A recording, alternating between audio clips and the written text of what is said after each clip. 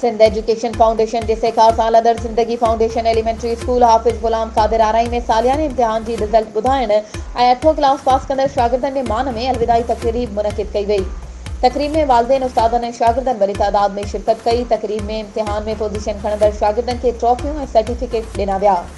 इन मौक़े ते मोज़िज़ महिमाननि ज़ुबैर दर्स, सुलेमान सांद, रज़ा मोहम्मद सांद, मोहम्मद हनीफ मरी, आरिफ मोहम्मद लखारी, मोहम्मद उमर सांद, अहमद अली सांद, अब्दुल गफ़ार दर्स ऐं ॿियनि ॻाल्हाईंदे चयो त सिंध एजुकेशन फाउंडेशन जे सहकार सां हलंदड़ हिन स्कूल में जदीद तक़ाज़ाउनि सां हम आहंग मयारी तालीम ॾिनी वञे थी।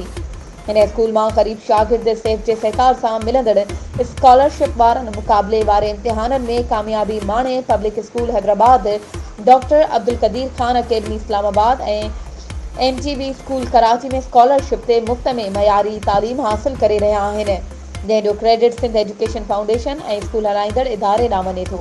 वधीक ख़बरुनि ऐं अपडेट्स जे लाइ असांजे चैनल खे सब्सक्राइब कयो ऐं हा, बेल आइकन खे प्रेस करणु न विसारिजो त जीअं असांजी हर नई अचण वारी वीडियो तव्हां ताईं पहुची सघे।